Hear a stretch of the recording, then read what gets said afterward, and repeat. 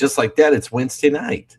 Brought to you by Mr. Woff Racing. Yeah, here we go. We're going to rehash everything that's happened since last Wednesday. Right. Lots of heat, lots of rain. We're done. Show's over. Actually, though, I've been getting a lot of. I've been doing that 30-day, 30 short challenge, and I got to say that a lot of the videos I've been posting about this whole change, like putting the thing into stick shift. There's a lot of people who are interested in that. Like, I'm surprised. I really was. There's a lot of questions.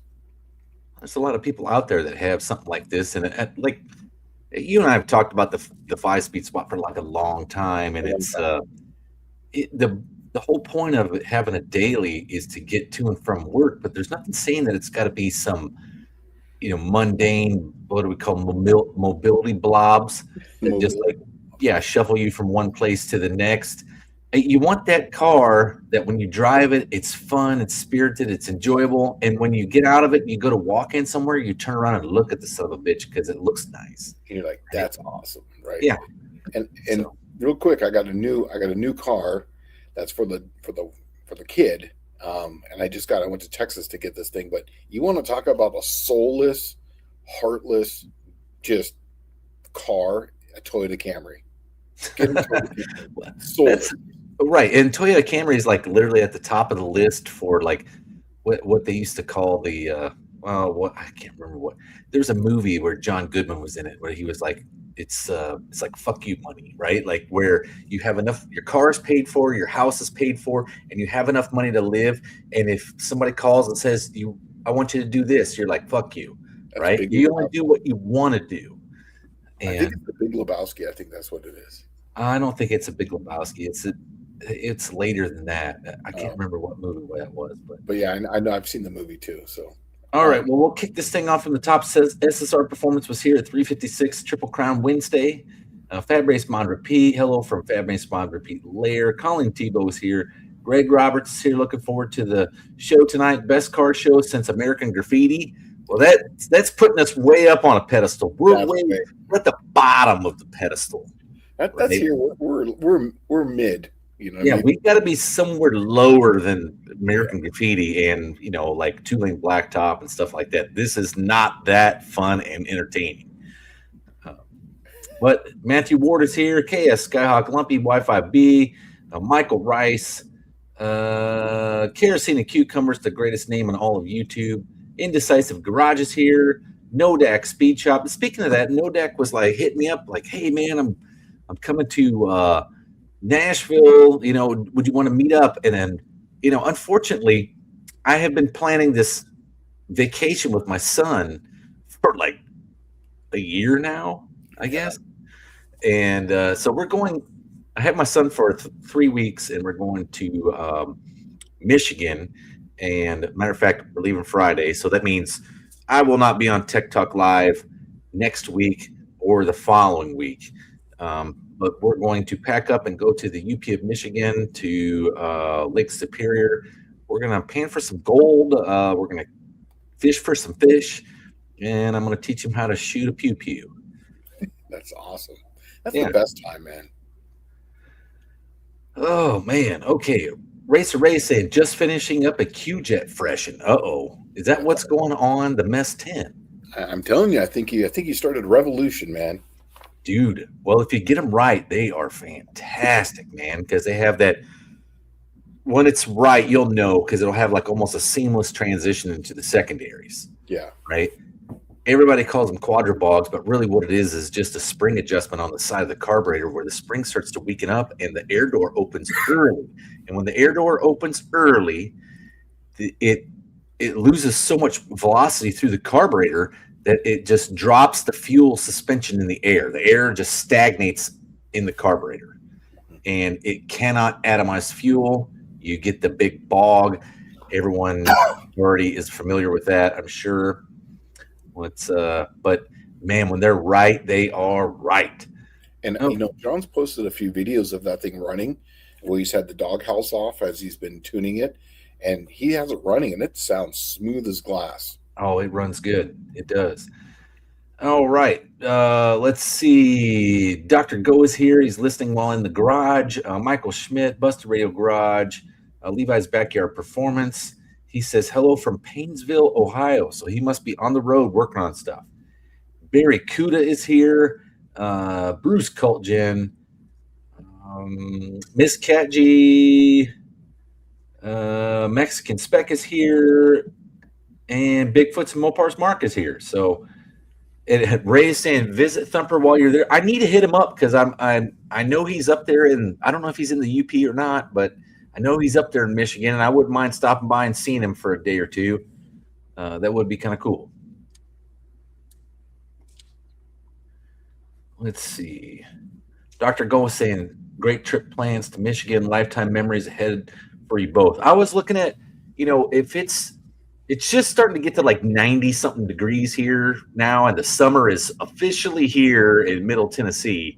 The dog days of summer, man. Yeah, and you know what? If I can cut 2 weeks out of that sucker and be up in the not so dog days in Upper Michigan, then that's where I need to be. And plus, growing up in the Midwest, they didn't have a lot of ticks. I don't know. I grew up in Illinois, but we did not have many ticks. You could find them every now and then, but I'm thinking there's probably even less up in Michigan. Yeah. And man, I've got this whole weekend. I'm going to be rebuilding that T5. I got all the parts in for that. So I'm going to put all the new bearings in it. I got the new fifth gear for it. So I'm going to put all that together. So that way, when that thing goes in, it's probably not coming back out. And then I'm taking the engine out. And that's when I'm going to change the head out. I got a few things to do there. But when I do that, that's when plus I'll change the oil pan. I'm going to put the master cylinder in. So that way I'm not reaching around. I can just work from right in the engine bay. Be real easy. Sweet. Yeah. Yeah.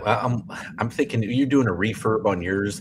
I'm thinking next year I'm probably going to refurb the Suburban. It needs some love. I do have a 14-bolt full floater for it. I would like to put a 455 back in it versus the 400 Buick because it's no gas mileage penalty, honestly. And why not have all the torque? Yeah. But then I'm thinking 4L80E. I'm not sure. I don't really want something computer controlled, but let's see. Barry Kuda says, it's cold here, a frost last night. Where are you at, Barry? Because maybe that might be too cold for me if you're up there in Michigan. Yeah. I did see that. There was a lot of people posting that there was a frost and some light snow drizzle.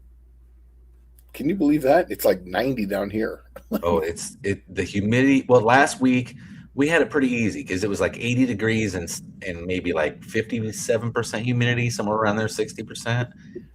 And now this week is like 92 and 100% humidity. It's just staggering outside. Pretty brutal.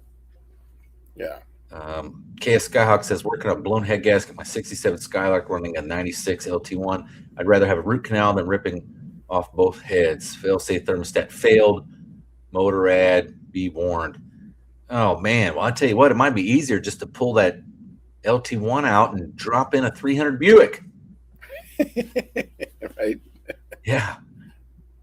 Let's see. SSR Performance says, is there any no-name nationals call-out I don't know about? We're going for 30 call-outs in 30 days. Oh, I don't know. I fell off the wagon of the 30-day short challenge at about day 4. Oh, I actually forgot to put something up. And then today I've just been so kind of on the phone dealing with the stupid VA that I'm pretty much ate up my whole day.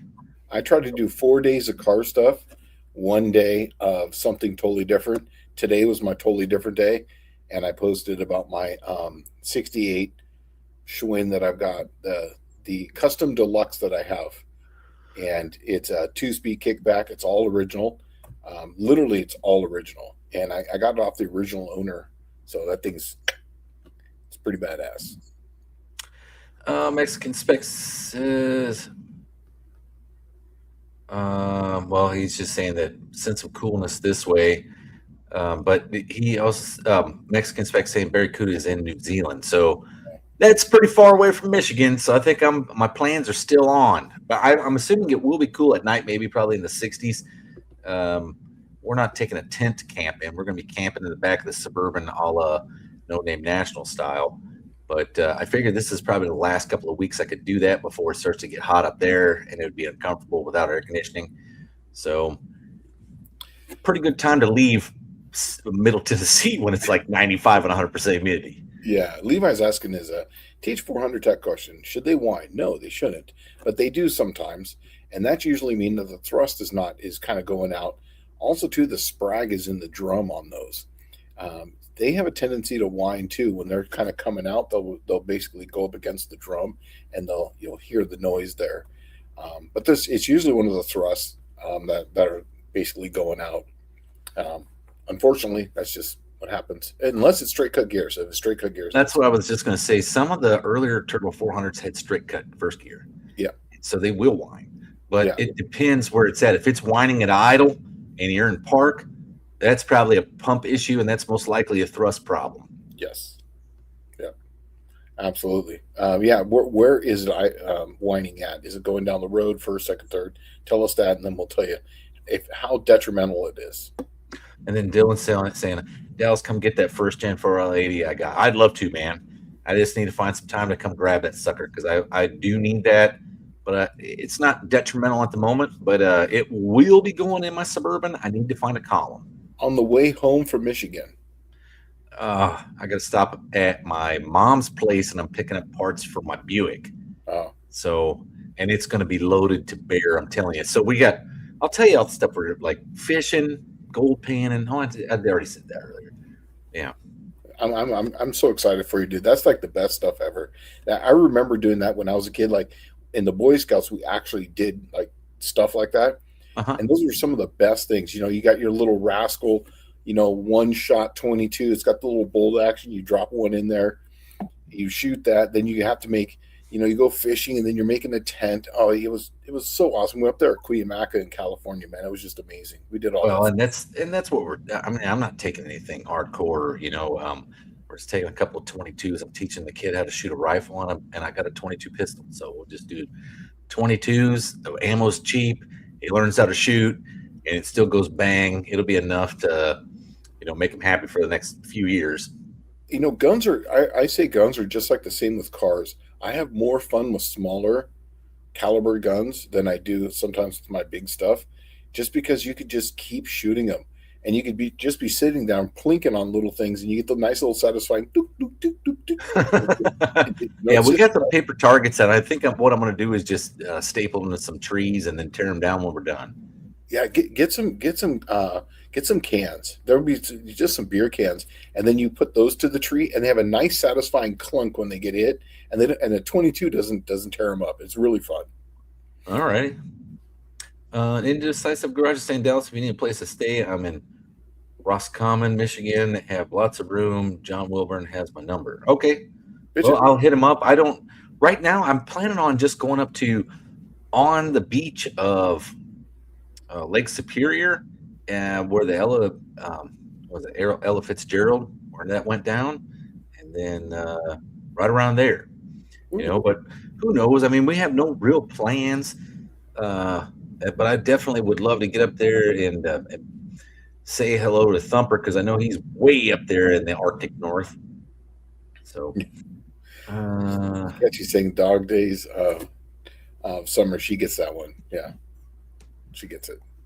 Yeah. Buster Radio Garage saying, Dallas, Professor P, did you complete the build guideline rule for Triple Crown? I'm interested. Yes. They're actually posted on the No Name Nationals page, the web page, the same one you register on. They've been up there, I think, since like November or December. I got them done early, even though I drug my feet on a lot. But they were still done considerably earlier than they normally are, because John doesn't normally announce anything until December the 31st, so we figured we had to have the rules done by then. So I think they are completed. It's not much has changed from last year. There's a little bit of leniency for what they called we deemed orphan cars, right? So a manufacturer that's gone.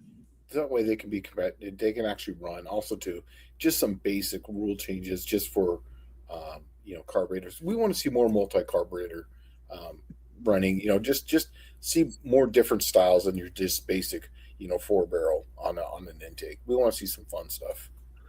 Aunt D saying Mount Washington had snow. Can you eliminate the computer control with a manual valve body on the 4L60?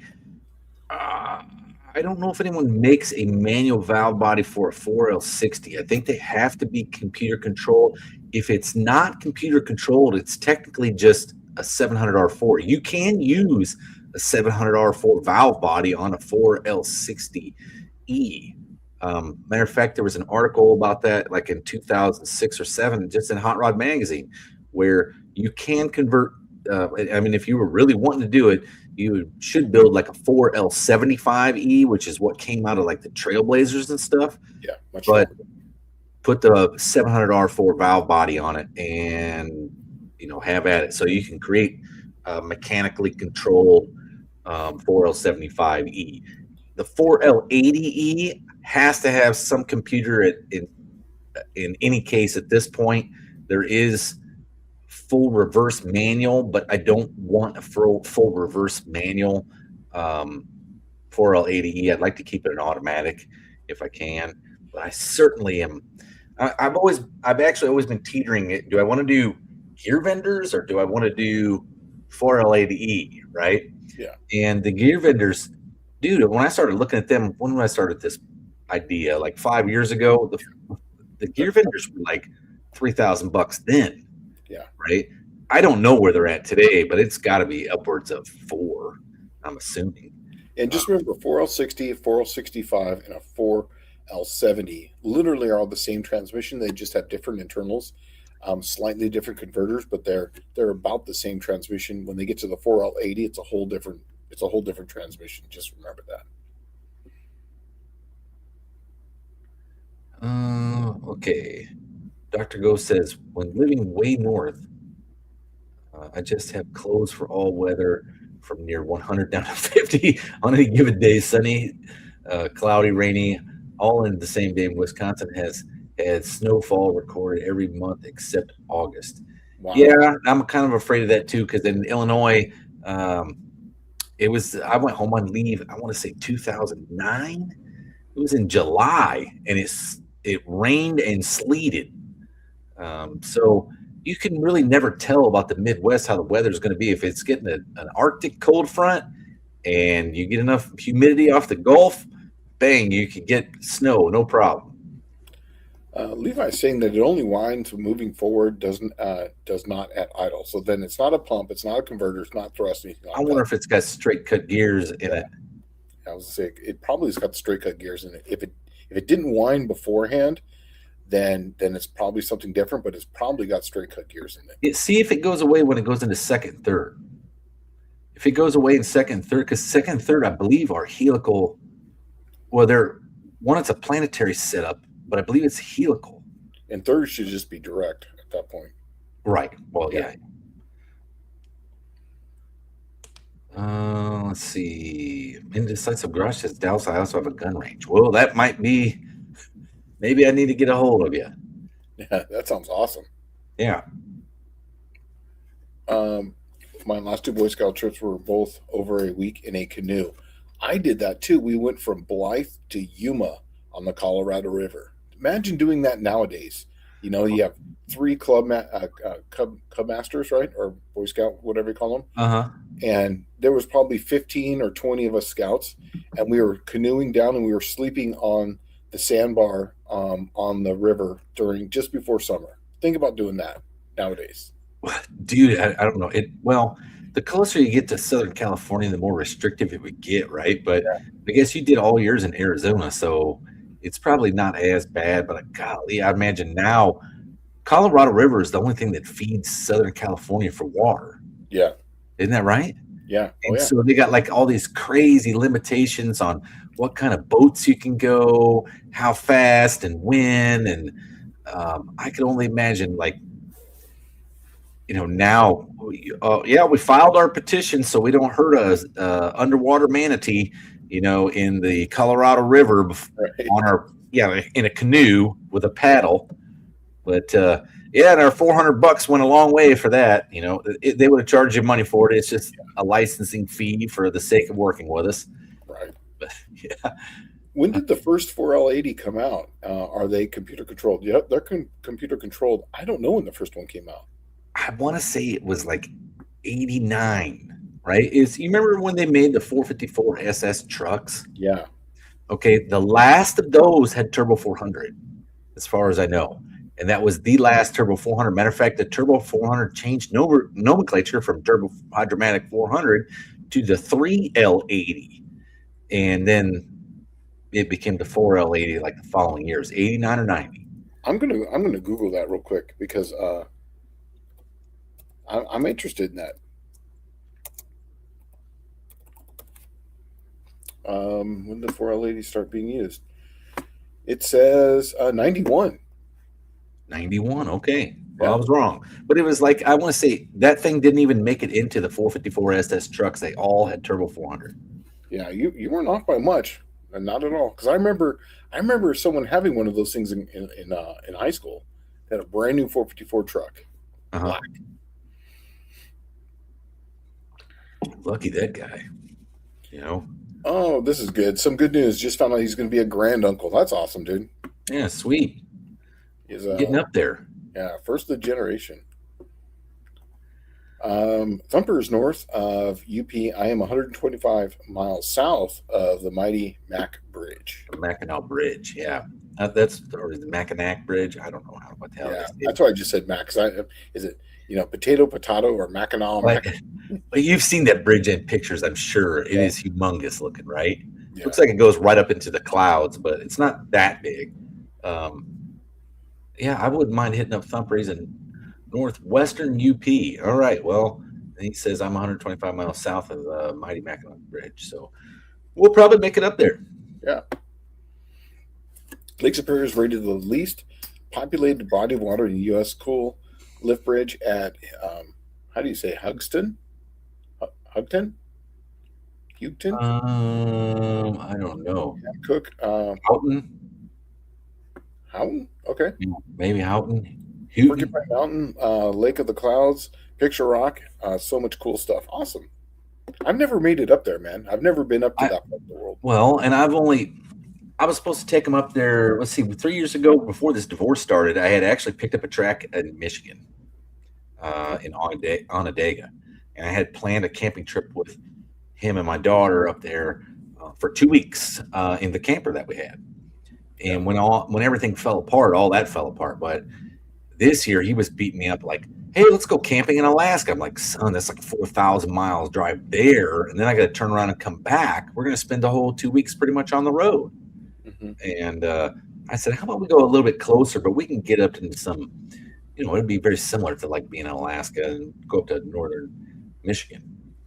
So, and that used to be the playground for everybody that lived in Detroit when the heydays of the automobile were happening in Detroit. Was the UP of Michigan. Everyone always had like an upstate house or boats to go running around on the lakes up there, right? So, yeah, but I probably should plink some cans, huh? Yeah, because it said eat some beans and used a can as target practice. There's something satisfying about the sound of a 22 round hitting a tin can. I agree. That's exactly what I was saying earlier.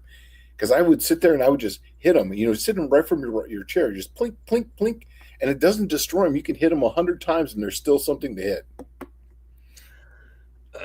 Let's see. So you run a racket pinion? Yes, I absolutely do. It's a Ford, I believe it's a Pinto. It's a Ford Pinto racket pinion. It's a manual one. And Racer's saying that the 4L60 and 4L80E can both be full manual with just cheap harnesses. I had one on the MES 10 for a while. I did not know that. I do know that we have one, but it's a control unit where it's Bluetooth where you can make it full manual or shift or whatever. That's actually what we have in Wozniak's car right now. But if there would be something like that, that would actually be really nice. Yeah, and SSR Performance, they're up on this stuff. They always do this kind of stuff, and I'm not so savvy at anything past like, I don't know, 1985. It's not really my thing. Yeah, it's not my thing either. I don't know.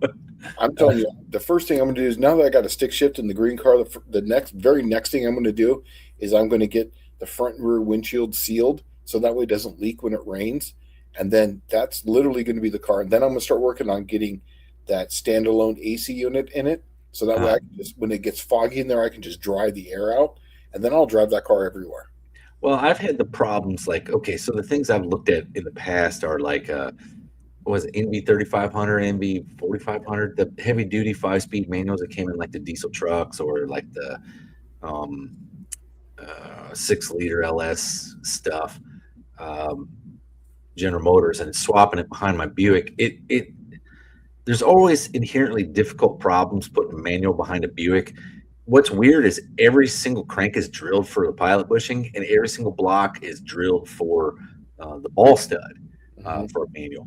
Finding a flywheel is generally hard, and then the bell housing to work with whatever transmission you're going to do. If I wanted to do a T10 4-speed or a M22, that'd be no problem. But if you start doing anything outside that wheelhouse, especially with electric or with a hydraulic clutch, man, you are hurt. Yeah. Just do an adapter, just get a T5 out of Mustang. They make a 400 horsepower kit for one of those, a 400 Uh, foot-pounds of torque. And then you had, say, a 400 in something. Don't just run a, or your 300. That'd be a great thing in that with nice, yeah, I think the 300 would be fantastic with a T5 5-speed. yeah. Buster Radio Garage saying, thanks, guys. I'm bringing the Gremlin down as well. Curious to see what I need to change to compete in the Triple Crown if possible. Yeah, the rules are out there, and it's pretty wide open, man. There's And having a Gremlin, you actually have the opportunity to run like a AMC or a Nash or a Mopar engine in that thing, and it's kind of considered acceptable because it is that Gremlin is part of Mopar. Mhm. Buick Smith saying, I will teach my 11-year-old daughter to shoot my flintlock muzzle loader just before the 4th this year. She has been asking about it. That's awesome. And my son just turned, as a matter of fact, today is his 11th birthday. So I've had him on the BB gun for like, what, now 3-4 years. So it's time to step it up a hair. So he says it only winds in first and second. I have no idea the internals of the transmission. All I know is I paid $1,200 for it like a few months ago after the Turbo 350 let go with No Name Nationals. I bet you it's got a first gear, straight cut gears in it because 1 and 2 run off the same type of planetary because one is holding, one's applied. So, and that's why in third gear there's no whine, as I bet you it's got straight cut gears in it. I can almost guarantee it. Dang, man, I need to start writing all this stuff down. Having to write all this stuff down. Yeah. In fact, my Power Glide, I got straight cut gears in that thing, and boy, does it whine. In first gear, you can hear it right through the floorboard.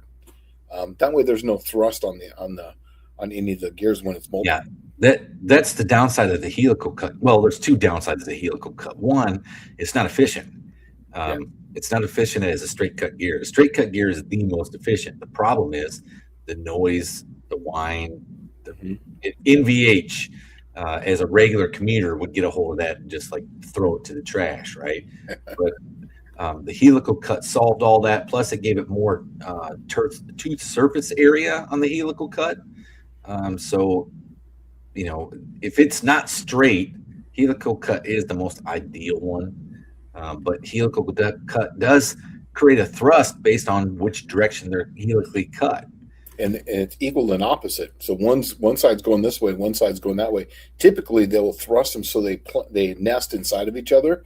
But even then, they'll generally have a thrust washer on both sides. Yeah, and they basically eat themselves up under high load. Under regular cars, it's not a big deal. Also, too, helical gears give more. There's a longer gear to be there. There's a longer footprint on there. So you can actually have them smaller gears and they'll be a little stronger instead of a straight cut gear in that application. But then a straight cut gear, you can make them bigger and fatter to make them stronger, but then they become noisier at that point.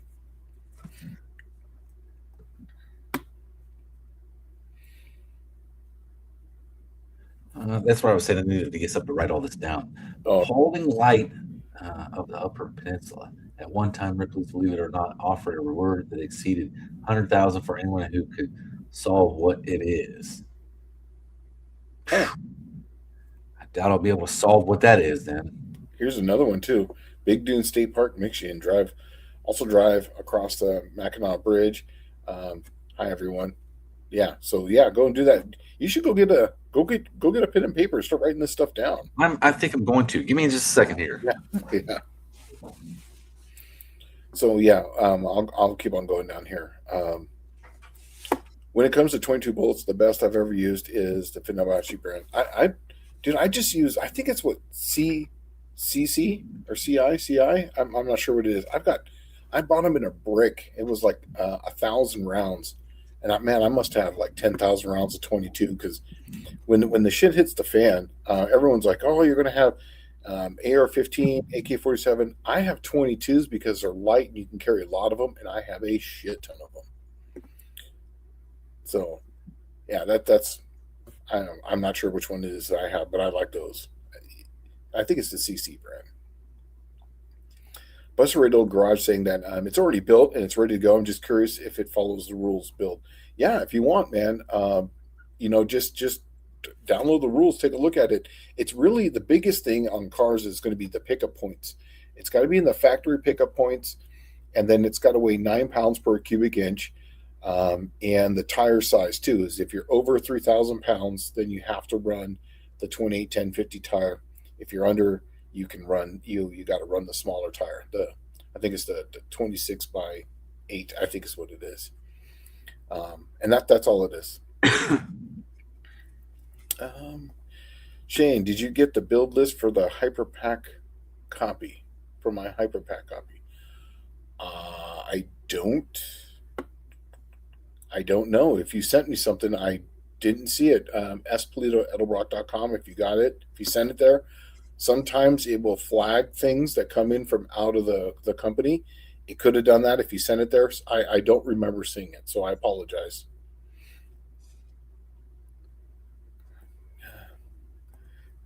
James saying the 90s models 454 SS trucks had a 3L80, and the later models, the 91, 93, had the 4L80. Okay, yeah, so that's when that's when it happened. Tech question. The rear choke pull off is necessary to control air valve opening on a Q-Jet, right? Is the front? Okay, no. This is a Q-Jet question. The choke pull off, no matter what, keeps the air door from opening too quickly, right? It actually pulls against the door, and as vacuum drops when you floor it, the choke pull off will slowly release the secondary air door so it doesn't come slamming open. But there is 2 different places where you can have a choke pull off. Originally, they were mounted on the front of the carburetor, and then they moved them to the rear later on. But the rear ones are so slow at opening that your secondaries never really come in like fairly quickly at all. The throttle response is not so great. I got one on John Wilburn's. Later in the run, like towards the end on the cars, they went back to the front choke pull off. And if you can find one of those, they have a quick release choke pull off. And that's the only one. They're smaller in diameter, and they're up front, and they have their own specific linkage for them. But for John Wilburn's Quadrajet, I put an adjustable choke pull off on it. At what vacuum level does it drop? And we end up having to adjust that all the way out because this thing had throttle response really quick, and it'd try to bring in the secondaries, but the choke pull off would hold it shut. Yeah. So I'm with Colleen on this. Thank you, Colleen. Don't forget to check out the channel sponsor, Mr. Chris Wozniak at WAF Racing. Go and check him out. So, yeah. And then there's also one here, too, Big Bear Dunes State Park. I'm trying to catch up right now. Yeah. One Eye Cat showed up. How you doing? And Junkyard D just showed up. Thanks for joining us.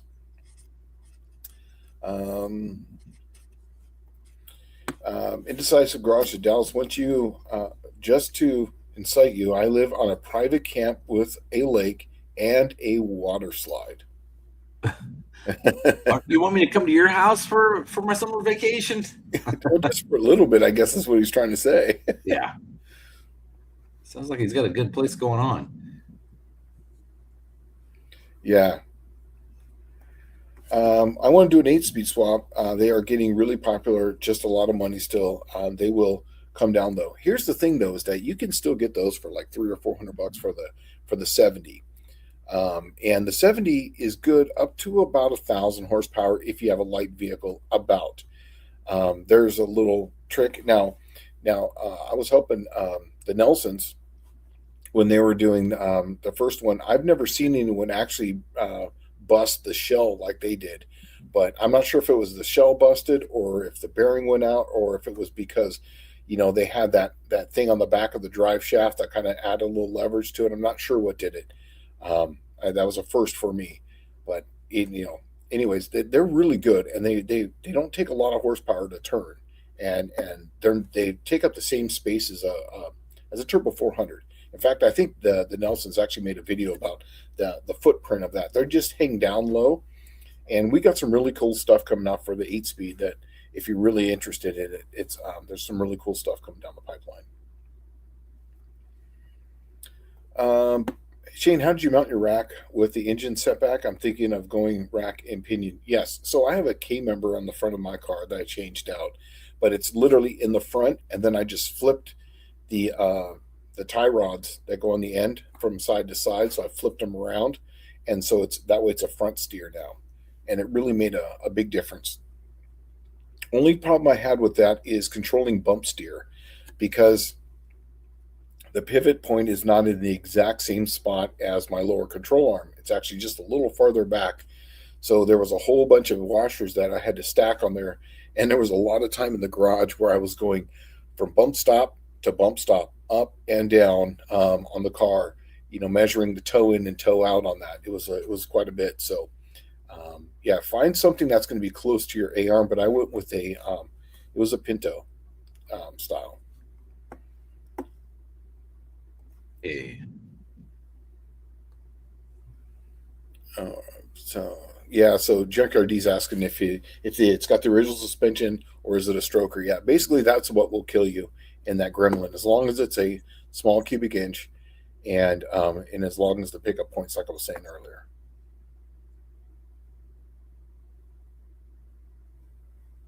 Yeah, I have an aftermarket K member in there, 100%.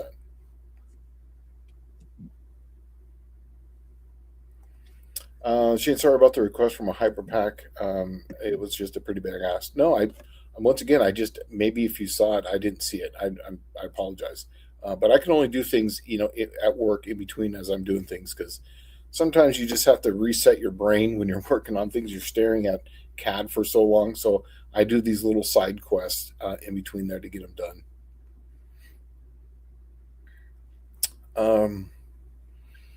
Go ahead and grab this one here real quick. I don't even know what this is. So Buick Smith is asking, are there any manual transmissions out there that use the herringbone cut gears?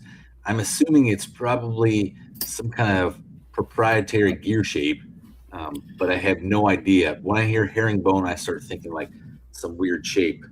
I think it's the V. Is it a V? I think it's the V, if I have to remember off the top of my head.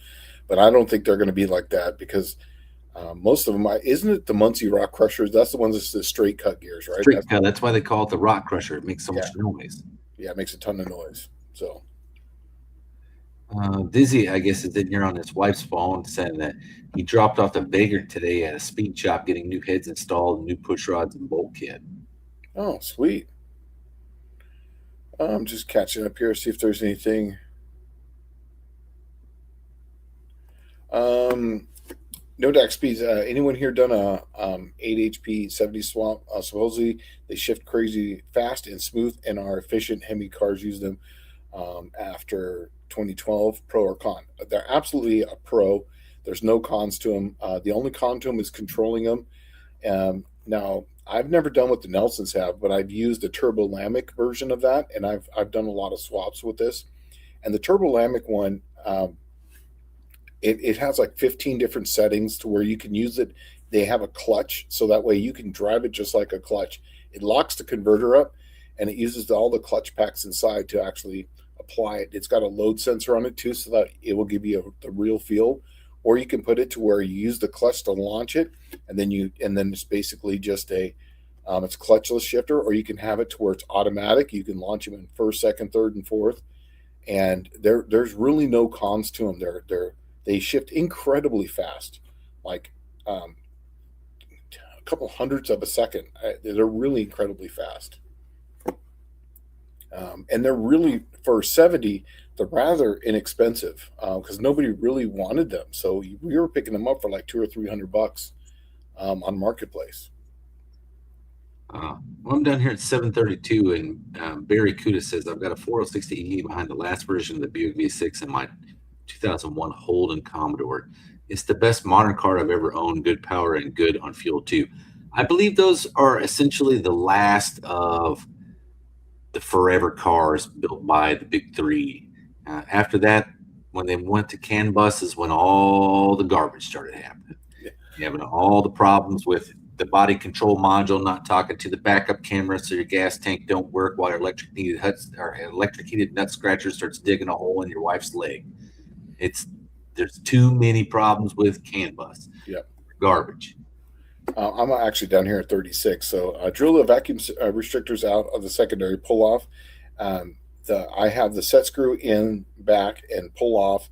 What's that for? That's the adjustable part. If it's got the screw in the set screw in the very back of the adjustable, or in the choke pull off in the diaphragm, that's the adjustment. Okay. You can drill that hole out and it'll allow it to release faster. But that's exactly what that screw does in the back.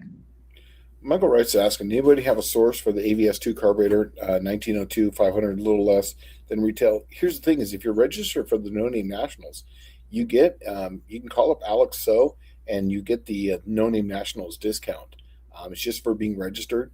So if you did that, if not, I don't know. I mean, look at Marketplace because they're pretty done nuts, reliable carburetors. I'll tell you where to go get one of these that's not a bag of crap. The very first show that we started, when we started doing Wednesday Night Tech Talk Live, Right. I had a girl named Riley that did rebuilds on Edelbrock's. Riley's Rebuilds.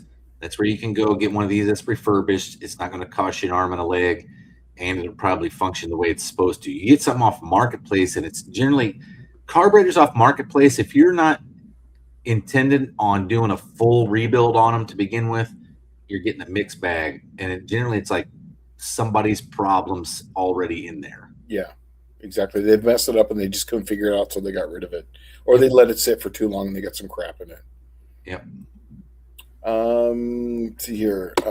I must have missed it with the Pinot front steer on. That's on my car. I have a Pinot rack on it. I actually have on the 68 Dart. I have a powered rack and pinion on that car, but I'm probably going to change that because I'm probably just going to go to manual with that. Michael Rice says, I did a lot of CAD work, and yes, it does take a half an hour to change your mind. But, dude, that's how I when I was in the Navy, oh my God, I used to do spreadsheets for tracking stuff. And it was the same way. Like you literally, you could drive all the way home and not even remember you drove, right? Your brain was in like just autopilot. I guess so. Yeah. And that happens to me quite a bit. And that's why I like to drive the old cars home, because it totally resets my brain. And it's hot, you're sweating, and then you're thinking about driving. And then now that I've got a new way home, it's a little longer, but there's no traffic. It's just a much nicer drive, you know. And then that way too, when you're going north, the sun's not beating on you because you're going through the trees. It's just a whole nicer deal.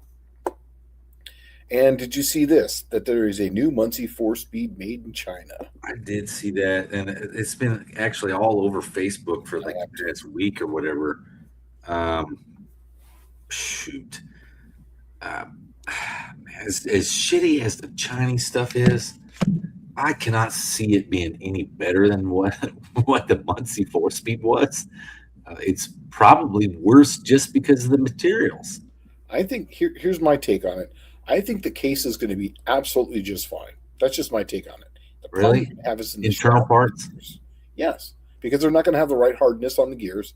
They're not going to have the right RA finish on the shafts. The bearings are going to be wrong. Nothing's going to have the correct fit and finish You know what? I think you're It's gonna wrong on fall this. apart. I think the case is going to be just as bad because I've seen blocks where they made blocks and it's like the deck height wasn't the same on both sides, or you could look through the bores and see that the main caps are off. Right? They're that bad, I, and I agree with you, but I believe they're getting better on the aluminum. And I've seen some of the old Muncie cases from the 60s, and they were not perfect to begin with. And I think that looking at the Chinese one, look, I don't like the Chinese stuff at all, but I think that the case is going to be just fine. What you're going to have a problem with is the gears. The I think internals are just going to fall apart. you're going to get what you pay for. 100%. Speedmaster blocks, Speedmaster heads. When you buy the heads and then you got to spend $1,500 on machine work to get them right, Yeah. what's the point? Yeah. Why did you not just buy an AFR head that was like delivered to your house, bolt right on, and runs like hell? Or Nettlerbrock or Trick Flow or anything. Sure. Right? Anything made in the USA is going to run a circle around that stuff and generally doesn't need the machine work that the Chinese stuff does. Yeah. See here. Chinese 4-speed. Okay. This is just talking about he's getting too weak to put them on with his arm. Okay. No Deck Speed Shop saying, who are the Nelsons who offer a controller for the 8 HP? Okay. So in the chat, sometimes you'll see Andrew Nelson. That's the Nivlac 57 YouTube channel. They were the first ones that I was aware of that put an AHP swap into something. And I believe, didn't you guys help them with that, Shane? What's that? For the AHP swap, the Nelsons? Yeah, we helped them out with that. And in fact, I feel bad because they broke it, but now I see why they broke it. I believe they're right, is that extension that bolts on with the U-joint brought that pivot point too far out, and it just allowed it to put too much load on it. And I think the rear bearing broke, or the bent back of the transmission broke, and that's what broke the shell, the trash can, what they call it, inside the house. But other than that, I've never had any problem with those things at all. Wheelie King's asking me, what software model do you use, Shane? I actually, for work, I use NX. I also use Inventor and SolidWorks for work. At home, I use Fusion 360, which is a free one. It's really simple, and then you can buy it too, and it's really inexpensive. But Fusion 360 works pretty well. But the one I like the best is I like NX. NX is the most powerful one, and it's very intuitive, and it basically you can model things incredibly fast with it. Okay, so Greg Roberts is asking, can you race a car with quarter panel wheel wells cut out? And I'm sure this is in reference to his Roadrunner that they were building for the Triple Crown.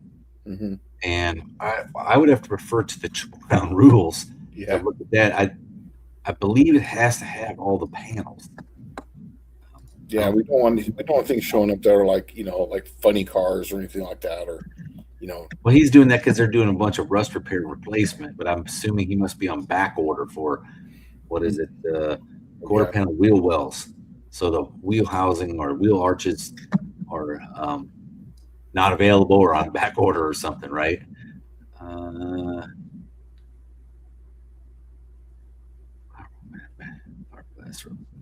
Hood, deck lid, fenders, and bumpers.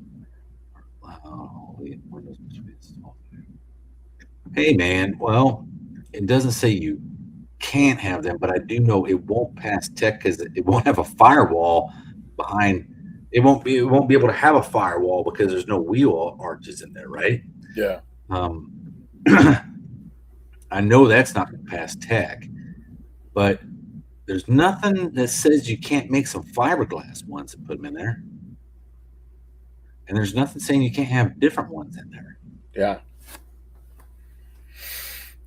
Buke Smith's asking a question here. That question: is it possible to lathe cut the larger radius on the edge of the lifter to allow it to follow a faster ramp? Yes and no, but you can't lathe cut it. They actually used to make lifters that were ball end. So they were the very first style of roller lifters before they were roller lifters. And they really put those on mostly the Chevrolets for the 842 lifters, but they're super hard on camshafts because they're not really following anything and they're not twisting. But to put an edge on it, you really don't want to do that because that's going to help it dig in faster. I understand what you're trying to do, but the only thing you can really do is just get a bigger footprint, and that's just a bigger lifter. I was going to say they've been doing this for years. It was just going to the 904 Mopar lifters, or they actually there was a company that made a there was a 1 inch lifter for a long time that everyone would go to. This is a 1 inch lifter, and then that way too, you don't want to see if you have a 904 lifter, you can safely use an 872 ramp. So that means that you can, because it's twisting, you don't want to go off the edge. Remember, these things are kind of moving around inside there, so you can safely use up to that and get that close to the edge without it digging in. So, but I understand what you're trying to do. But yes, more than likely not. Just go if you're going to lathe cut anything, just have them taken out to a 904, or even a 1 inch lifter. Here's more on your Quadrajet, bud. Oh yeah, that's just KS Skyhawk answering the question. Said it, on the Quadrajet secondary, also small valve in the hose with the secondary pull off is an easy way to control the opening rate. Drill out the orifice on the actuator first, and he says I use the fish tank valve, easy. So that way it makes it adjustable.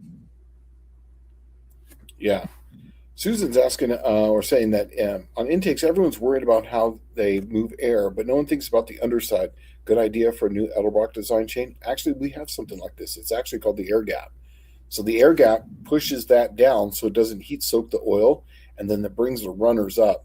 So that way it keeps the runners as cool as possible. So that way they don't heat sink that. And that was done way before I even came into the company.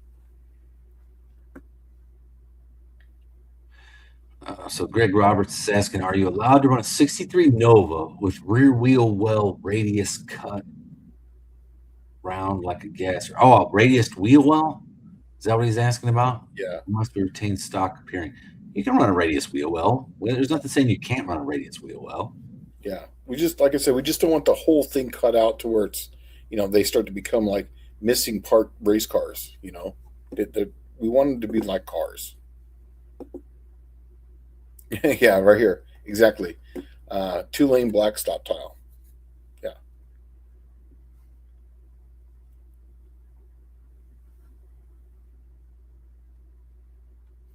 Yeah, so exactly. Yeah. I remember I was trying to remember the car that we had, but didn't we have the Circle Track Camaro? Yeah, there's a Circle Track car that came and ran out there, but he was not running in the Triple Crown. Remember, you got to fit the Triple Crown rules. They're specific to the Triple Crown, but there is no limitation on having the wheel well radiused at all. And then Dylan Levi says, I'm not protesting anyone with cut fender wells. Yeah. So that's just the old school way to keep it done. Remember, the idea of the class is to keep it cost effective and affordable for everyone across the board. Yep. So that's where everything's going to be focused. You come in with radius wheel wells and no one's going to complain. But if you come in with radius wheel wells and then you got dualies on the back of it because you put a rear end from a dually truck on there, you're probably going to get protested on that one.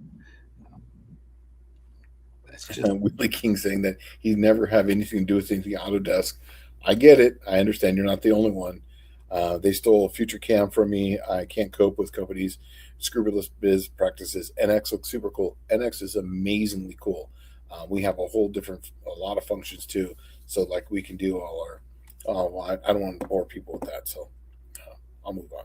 But yes, it's really cool. It is really cool. Yes, the edge of the lifter should never come in contact with the load. That's why Mopar lifters have an advantage. Exactly.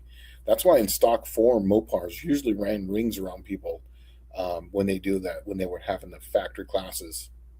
It's because they can get much more aggressive with the ramps, and they didn't have to worry about lift. So like you didn't have to worry like on a small block Chevrolet, you could only get so much. You can only ramp them in so fast and have so much lift, but then you would have a shit ton of duration. So the cars would run like crap. On the Mopar, you could actually didn't have to have as much duration, but you could have a ton of lift for that because you could ramp them up so much faster. Down below that at 753. Buick Smith says, can you use a 904 lifter on a Buick? You can use a 904 lifter on anything, but here's what you got to think about, all right? When you cut that lifter in further, you're cutting further into the main oil gallery on a Buick, right? And then so there's a lot of them that are the same kind of design. Small block Ford's the same way. also the Buick lifters hang out in space. There's nothing really in the center of the lifter valley to hold them, right? So when you cut that out, it makes that bore weaker on the outside edge, and you can break them off. And that's usually you can see where they broke some off in like big block Buicks trying to run significant spring pressures, and it'll jar that lifter and essentially break the whole entire lifter bore off. You start opening a can of worms when you start going down the road to use something that was never designed in something, with the intent of using it. And that's where you start running into all kinds of issues where things no longer work and you have to modify the modification to make it work. Yeah. So. And really with the new lifters that we have now with the DLC coded lifters and how we can get aggressive, we can get with ramp rates for the soft opening, soft closing ones. And you don't need as much spring pressures with all the beehives nowadays. You can get a lot out of a flat tappet. It's the only real advantage that a roller has is just how much more spring pressure you can put onto it, and how aggressive you can get with the ramp rates. But other than that, there's really not much. For this level of racing, it's going to be hard pressed to see a big significant difference for anything that's going to be like say under the 240 number. I like this one. The heifer has been radiused by Mother Nature. I love that.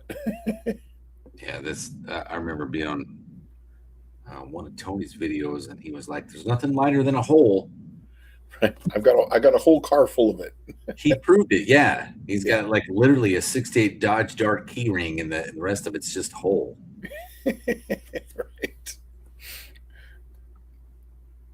Oh, maybe I'm not understanding shape. Pyramid-shaped drop downs on underside of intake to catch oil and drip into cam holes. You don't need that. Most of the oil returns coming from the cylinder heads actually just drip down onto the cam. Yeah. And so also between the rods, there's a lot of oil coming out between the rods, and that's literally being flung as it goes around. And a lot of that comes up and gets to the underneath of the camshaft. There's quite a bit. There's a lot coming out because everything that's coming out of those on the mains that go right to the rods is literally coming out between those, and it's getting slung up to the camshaft. If you want to know the biggest change in intake manifolds, like when you're talking in regards to this kind of stuff that you're bringing up here, Dizzy, is like go back and look at the performance race stuff only, and you'll find that the performance race stuff, like say a Cleveland Ford or a Mopar or Big Block Dodge or Hemi, they don't have water in the intake manifold, and they separate the intake manifold from the lifter valley completely. Mm-hmm. That way it doesn't have any of the heat being transferred to the carburetors themselves. Yeah, for performance. It's terrible for street, but great for racing. Terrible for the street. Like you'll never get the tune right until the engine reaches 195 degrees or more. Right. He's asking, how do the air gaps intakes work on winter in cold country? Not very good, man. They really don't. But they're great for power. And in Southern California, man, you don't ever have a problem with that. As soon as you start them up within 5 minutes, it's good. If you got good underhood temperatures, it's going to be just fine. Yeah. Cold weather, you're going to hate life. You can get away with them with like, what is those? Like the sniper system. Because the sniper can compensate for that. Oh, yeah, yeah. But the carburetor, no way, man. Even with an electric choke, you're never going to get it to where it actually compensates for that difference, that air gap difference. Yeah, in fact, on my car, I have a factory manifold on the Lizard King, so it heats up the intake. So it's really nice to drive. In the cold weather, it's pops a couple times, but after that, it's good. I'm going back to a 4-barrel style carburetor for the Lizard King for a little while because I got to test some stuff for the company. So I'm going to take the head that was going to go on Plan Z, and I'm going to put that one back on. It was the one that was on the car. I'm taking that back off. But I'm going to have that same problem for a while. But it's summertime, so who cares, right? As soon as you start it up, it's going to be warm. Favre Race Mod Repeat is saying X is definitely an awesome software. I agree. It's absolutely incredible. It is probably my favorite one. I've actually done Creo. That when I was in college, that's what we used, and all of them have their little quirks. But it was like NX. They just fixed everything, and now they call it Design Center. I think is what it's called now. So we got the latest and greatest. I think it's called Design Center now. Billy King saying that's one of the three main reasons why I love the big block Mopar is the dry intake, the dizzy in the front, and the flat pan rail. And the Buick small block has two of those three. It doesn't have the dry intake, but everything else is the same.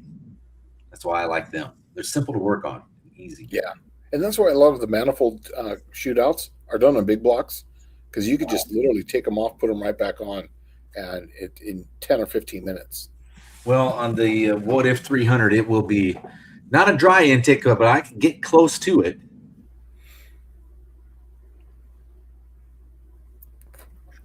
Someone's saying, oh, that's someone's answering a question. No, Doug's just saying that NGK plugs are the most forgiving spark plugs I've ever used. Champions are the least forgiving. Flood a NGK, they will come back no problem. Flood a Champion, replace them, and they're done most of the time. I've always been, ever since I can't say I've always been.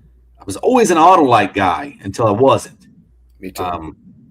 About 2015 or 16 was the last time I bought good Autolite plugs, and then I went and bought a set, and they were like, "Oh, made in China," and I'm like, "Hold on a minute." And then I tried side gapping them; it split the plug in half, and so I was like, "Wow, this porcelain is very brittle." Right? Like I don't know how to explain it. Porcelain's fairly brittle anyway, but this was like overly brittle. You know what I mean? Like the kind where if you were to over tighten the plug by like, an eighth of a turn, it'd crack the plug in half, that kind of stuff. And Dallas was telling me about that, and then he says, "Go check your Autolites." Mine were still made in Mexico because I bought a box of them, on eBay because I had so many Slant 6 projects, and I was tuning them, so I bought a whole shit ton of them.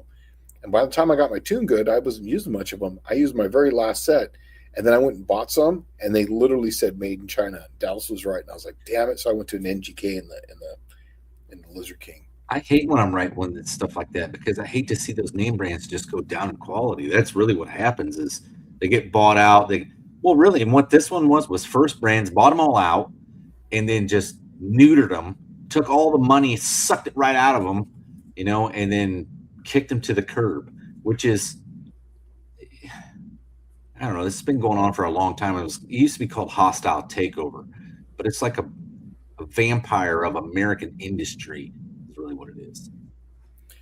Barry Kuda is saying that he saw a Muncie specialist tear down a Chinese transmission with no gaskets, an important shim missing, measurements wrong. He said, "Don't waste your $1,400." So there it is. That's what I figured. Yeah, I knew that everything internally is just going to be wrong. Literally wrong. I can just see that input shaft. What would be really cool is a side-by-side comparison. If you had an American-made M22 and a Chinese M22, go to the track, see one twists off the input shaft first, right? I mean, that's what's really going to tell you. That'd be an expensive test because when it would be, and it would be hard on parts because imagine when it twists that input shaft off, the motor would be at 11 billion RPM. But what we do have though is we have a nice transmission dyno at TCI, so we can put 800 foot-pounds of torque to that thing and release it like you would do on a clutch. Oh, that would be fun to watch. That would be good. I think so, but I'm sure you'd get fired if you did it. Okay. It could be an after-hours thing, you know what I mean? So. Yeah. Michael Rice says UR4 or UR5 or Iridium. I can't remember where I read something before, but I've read that Iridium plugs are not intended for cars with a distributor. They're intended for stuff with coil packs, I believe. Yeah, it's because of the discharge on them. Yeah, they don't. They take too much resistance to fire because of how small the spark is. I think it would depend upon your application and what you're doing, but I always stick with conventional plug. I don't go with the smoke and mirrors, which was the 90s. What was the big 90s one? Split fire. Well, not split fire, but you had Iridium, but it was something else. It was Platinums. Yes. Platinum. Yeah. Waste of money, right? Yeah. Literally just throwing the money away. Just go with the good old conventional spark plug and you will be fine. Yeah, I just run regular old NGKs in the race car, and even in the green car now. I don't remember the part number on them, but I just like them. They actually work really good, and they're easy to read. That's the beautiful thing about them, is that they're easy to read. And now that I got 50-year-old eyes and I have to wear two different types of glasses, it's better when you have to. It's easy to read something. It's just much better. Yeah. Well, what I've found is that the iridiums. Oh my God, where I was thinking here, the NGK plugs. I would have problems with misfire with those cheap Autolites, and I would not have that with the NGK plug. And all I did was change the plug. Yeah. The engine ran smoother and better. Yeah. So I'm like, you know what?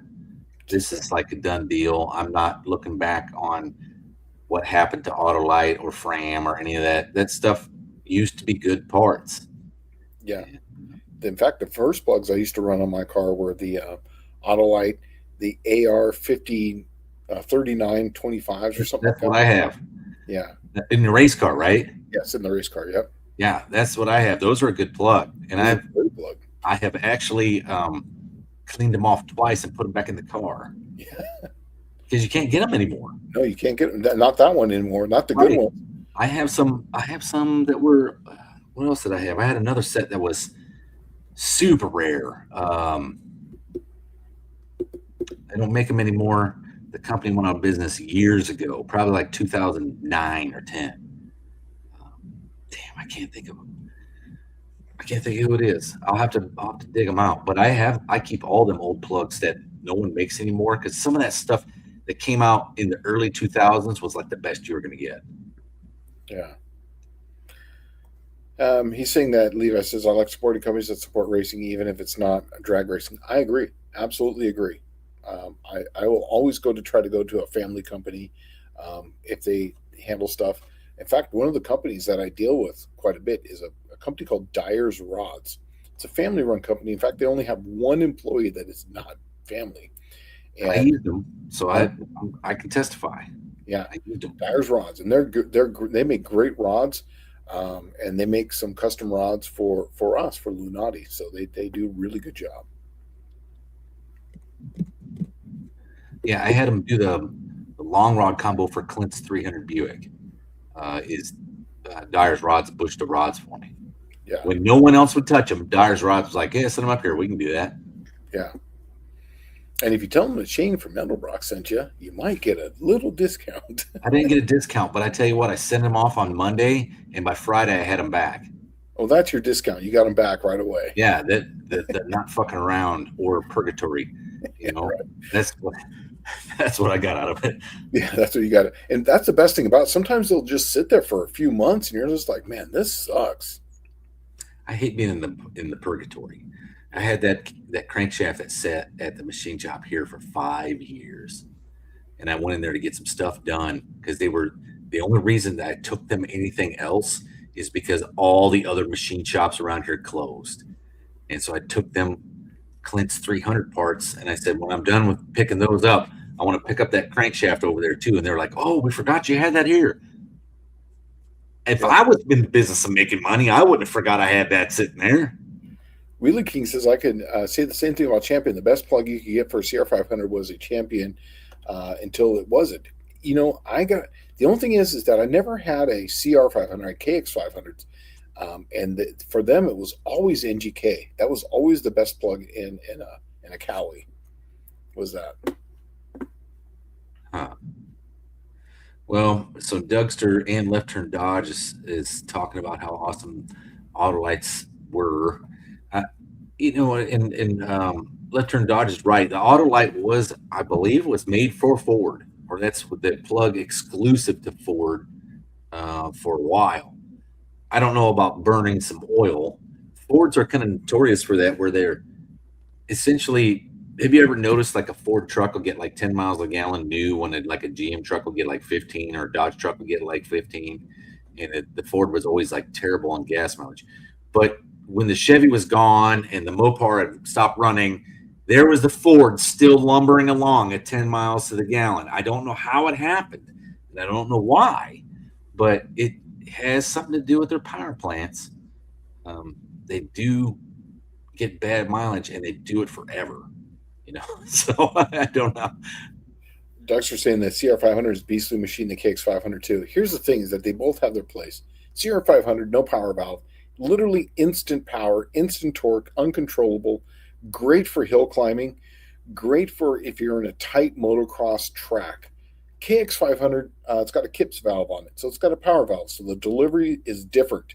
It's got a decent lower end, but it's got a much broader mid range and top end. Great for big tracks and desert racing. Also, too, great for supermotos because you can run that thing out. Whenever there was a CR500 that was a supermoto, they would come off the corner harder than I, but then not much. It's not like bike links, but then I was right there, and then after they had already tapped out, because I think they would tap out like 6,000 or 6,500, I would be all the way up to like 8,500, 9 in the same gear, and I would just walk right past them. That's the only reason the KX500 is because it was it was a little bit more complex, but it was much better of a machine for what I was trying to do. Oh, Mr. Wilburn came in. Did he? Right there, Mr. Wilburn. How you doing, Mr. Wilburn? So Indecisive Garage is saying I run Denso IT22 spark plugs in my Supercharged 5.4. They're made in Japan, China, Indonesia, and USA. You have to ask around to find the USA plugs. I believe those might be the plugs that I have as Denso plugs, but I'd have to go look at them. It sounds familiar, but that 5.4 Ford had coil packs. So those Denso Iridiums they came out with for coil packs actually work really well. But I've found that it's hard to beat a conventional plug, especially if it's gapped specifically for like what you have. HEI, you can gap that sucker out to like 55, especially if it's lower compression. The higher compression, the tighter you get it. But anything I do anymore, I pretty much find that I put them at 35. So what's worse, machine shop purgatory or body shop jail? Neither are great. You know what? I've only had one car ever go to the body shop, and that was the Cookie Monster. Other than that, never done a body shop. So for me, it is machine shop purgatory, 100%. What about you, Dallas? What's your?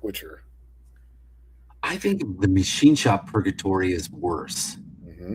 And the only reason I can say that is that generally when you take something to the machine shop, it has to be machined. And it's like probably like 4 to 6 hour turnaround on it. Yeah. If you were to just like take it and just go do it and then come back. Mm-hmm. But when they have it for months and months and months on end, because for a fact other people are coming in with higher dollar like projects, and that's why you're not getting your stuff back. And that's the biggest pill for me to swallow. The hardest pill to swallow is that someone showed up with an $8,000 race motor and they took precedence over me that was like $150 crank turn job. Mm-hmm. It kind of pisses you off because they'll do that $150 crank turn job when they're starving or when there's no other work. That's right. And that's the one that's like, it pisses you off to no end. So Wheeler King saying the only reason why he liked the CR over the KX was no power valve. That's why he laughs. And I never ran the Maxima 927 because I had a KIPS valve, but that's that bean oil stuff. I ran the Super M stuff. It was actually really good. And he didn't want the constant maintenance. He actually twisted the axles off the KIPS valves before. I never did that. And with the I used to run Yamalube, and then I ran the Super M, and I never had any problems with that ever. And then I actually tried the Lucas for a while, but then I went back to the Super M because one of my friends, Ron Lachine, runs the company. So for Maxim, plus it was right down the street from my house in San Diego. It was less than 2 miles. So I used to take my KX500 Supermoto over there and show it off. So yeah, but it's a whole different story. Here you go, man. Uh, yeah, just getting this flywheel done was in purgatory for 2 years. Man, that sucks. No one makes an aftermarket flywheel for anything Buick. Not the small block stuff. Not the small block. TA Performance sells. What they have a billet steel flywheel, and I'm pretty sure it's the same one that they use at American Powertrain. Mhm. But when you're looking at aftermarket stuff for, say you got the engine neutrally balanced because you're using a neutral balancer or a harmonic damper, right? Mhm. It's almost impossible to get a flywheel. You know, Ram clutches. I mean, they had one for a slant six for 122 tooth, which is like small Dude. and the smallest one they make. I have tried to order, I don't know how many of them.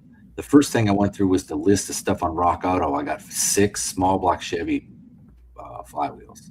Oh, see if anyone would work. Well, I just bought one, returned it. This is the wrong one. I bought one for another year, and it coming. It's a Chevrolet one. And you're like, send it back. Like, no, it's a Chevy one. But the first one I got, I think I fooled around with it for like 5 hours because you can get 5 of the 6 bolt holes to literally fall right in there, Mm-hmm. and it fits. I mean, there's nothing that sticks out saying that it wouldn't work, Could you right? just like say a machine shop just re-drill that one hole? I don't think so because the Chevrolet is neutrally balanced and the Buick is externally balanced. Oh, And gotcha. when you convert it to neutral balance, you could probably use a Chevrolet one, but I don't know if you would want to use a stock Chevrolet one. No. Yeah, I went with Ram clutches for mine flywheel because I couldn't find an aftermarket slant six 3-speed clutch that was not cracked and all destroyed. So I was like, I'm just going to start with one, and it's a little lighter than factory anyway. So I was like, yeah, I'm just going to go with this thing. I had the one. So I don't know. I think I may have told you this before. I'm not sure. I was putting all kinds of stuff together to do Buick small blocks on the dyno. No one would dyno them. So I made motor mounts. I made headers. I had exhaust stuff for it, and I had to get a flywheel. And I found one of those 225 Jeep ones that must weigh like 40 pounds. It's got to be 2 inches thick, man. And it's just so it had all that extra stored inertia to move that Jeep around, right? That's what that was for. Yeah. And I was going to use that on the Buick small blocks just because I could only imagine what that guy would say when he'd see that thing being like 2 inches thick. Like, what in the hell is that? Oh, 75-pound flywheel,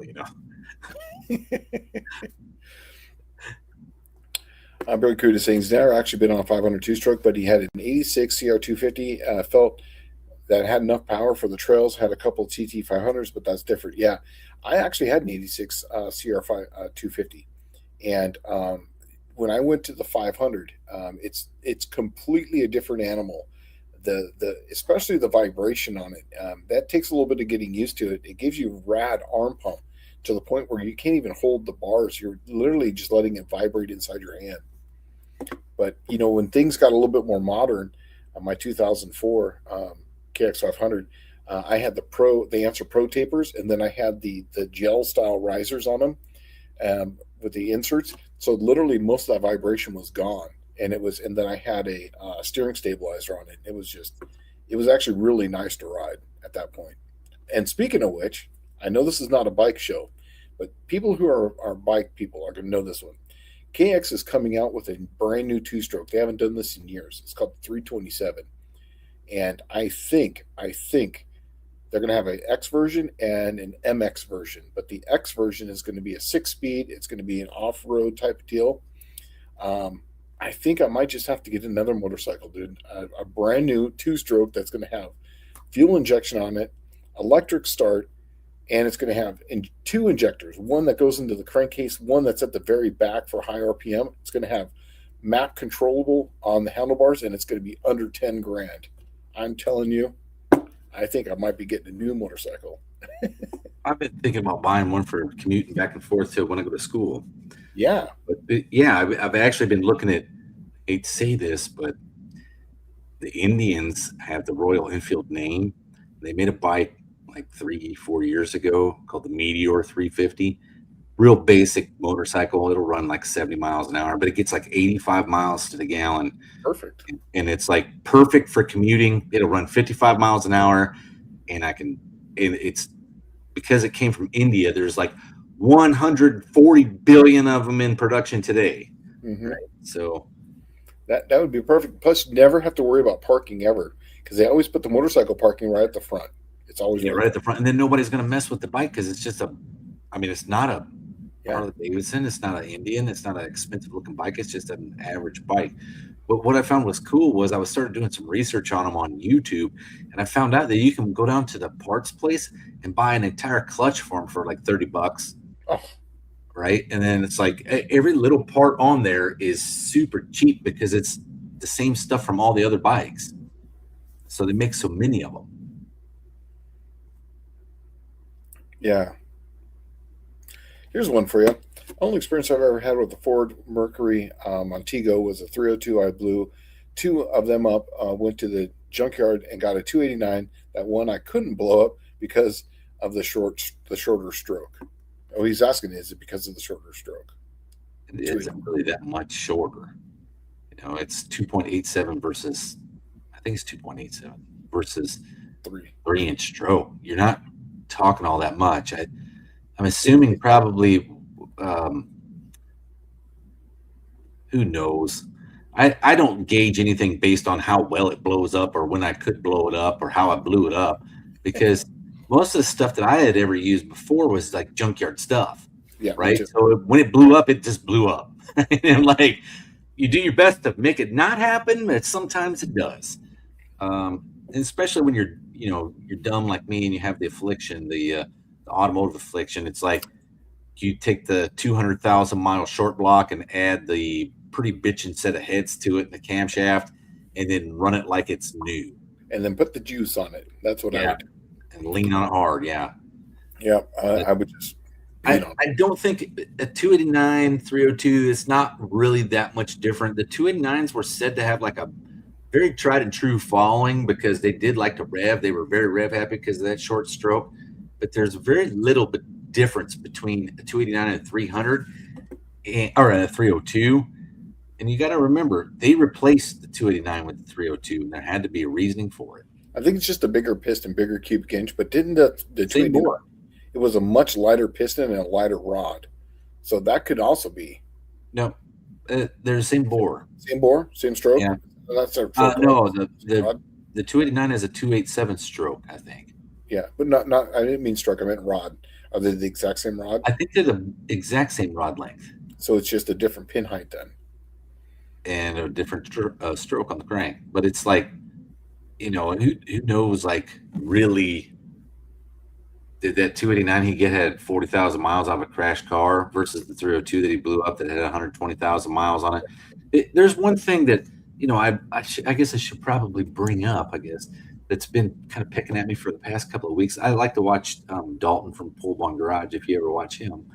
And he was talking about these 60s and 70s cars. Oh, that obviously is like 147,000 miles. And I'm like, dude, you do know quite a bit, but there's one thing that you don't know, and that's anything over 60,000 miles made before like 1987, no one would touch them. That's right. It had more than 60,000 on it. They were worn out and done. Yeah. So when you say it's got, undoubtedly it's got 147,000 miles on it, it probably only has 47 because it does look fairly decent. Mm-hmm.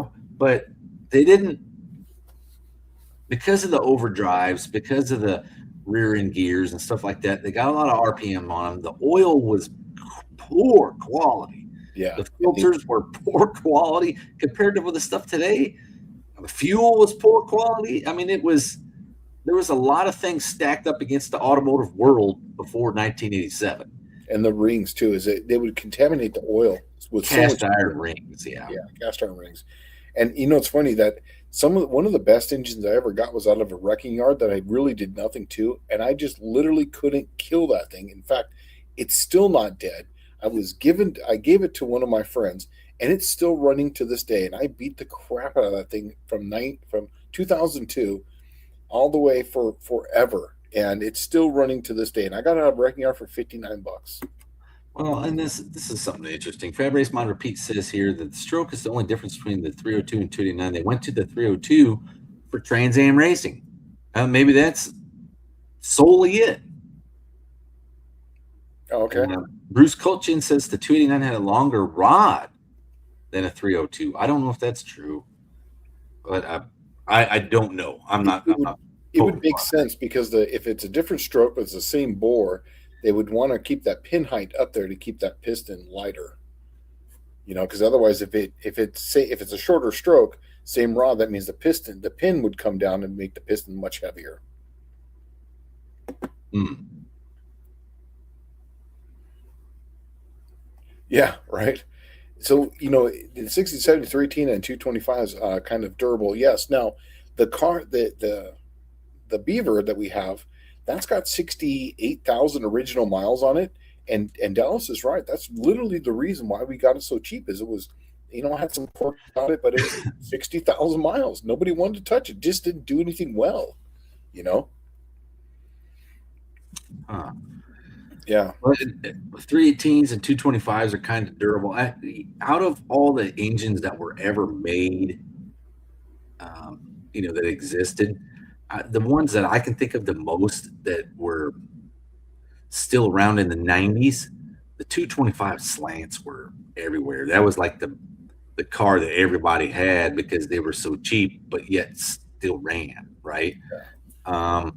And that's generally what you'd find is the 225 cars is what most people would pick up and then they'd swap them. So you get a lot of the Valiants and Darts that were 225s and then they get 340 swapped or 360 swapped. Let's see. But there's also a reason for that too. It's the same reason why the Cummins is so good. They're so heavy and they're so overbuilt for how much little power they make, right? So you're talking about something that weighs over more than I think a turbo, a 350 Chevy that makes like a third the horsepower, a third the torque, and it's this big long engine, but it's so much cast iron in there that it's just never going to wear out. Just like a Cummins, like the 12 valve Cummins. The first one's barely made 275 horsepower, and that thing's like 1,000-pound engine. Well, I do know the Cummins, the 12 valves, most of them were like pretty anemic. Yes. I've never seen one that really lasted a zillion miles. I've heard of them, but in the Navy, we use those for our boats, right? The Cummins powers those boats. Mm-hmm. They were changing the engine out every time we went to the shipyard. And it's like, wow, that thing probably's got 400 hours on it, and they're changing it out. So it was never synonymous to me with uber reliability. Now I know when they went to was it 24 valves? Yeah. Those things are still on the road everywhere. That's what I have. And that's why mine's an 04. And not the 04.5, but mine's the 04. But that's the reason why when I moved here, I was going to turn it in and get a new truck, and that was going to be my forever truck. But holy crap, there's so much stuff, the DEF and all this other crap. And I'm just like, nope, my truck's got no cat. So I was like, you know what? No EGR valve. There's nothing really to go wrong with it. So I was like, you know what? I'm just going to keep it and just fix it up. So Barry Kuda saying he had a friend with Kawasaki triples. Do you ever see those? The triple two strokes? You ever seen those? On a street bike. Yes, exactly. So he had 2 of the 350s, 2 of the 500s, 2 of the 750s. He sold them before the prices went up. Now he wants another 750. Yeah. Dude, the coolest bike I ever found was when I got stationed in Japan. They had a bike over there called the Honda Hornet, and it was a 250 4-stroke 4-cylinder. Wow. Right? And you look at like the tack on there, and the tack was like 22,500 red line. Yeah. It had to be built for something just like the, circuit racing. I don't know. I've never seen one anywhere else.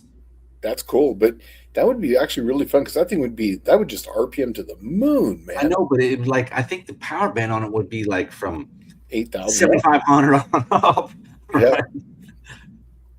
SSR saying that now we got some more viewers in here. Any No Name National callouts, post them up. 30 callouts in 30 days challenge.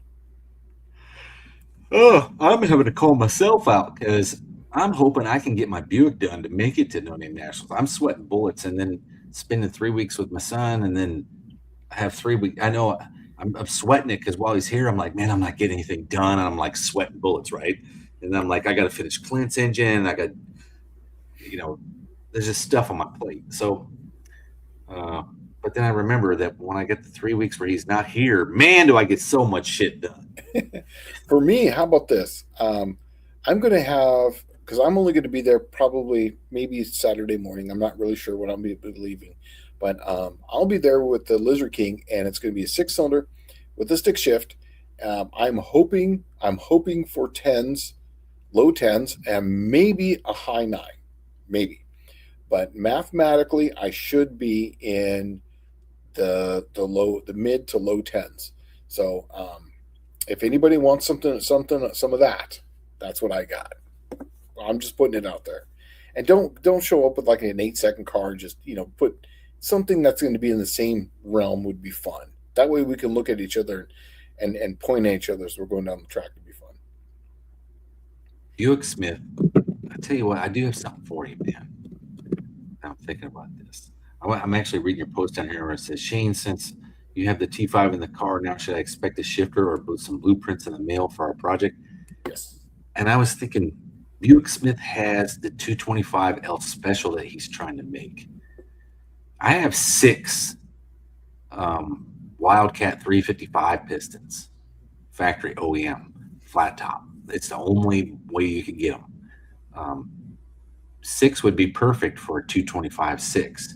And then you can put a set of Champion aluminum heads on that they use on the Grand National and make a naturally aspirated 225. That would actually be pretty damn healthy.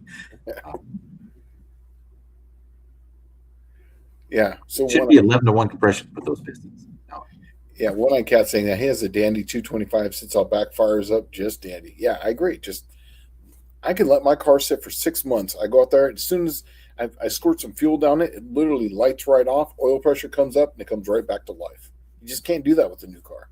Valiant Adventure Drive says, Shane, do you want to race my Valiant? I'm actually thinking about just let Professor Pete make a pass in my 4-speed Buick because I know that's what he wants to do.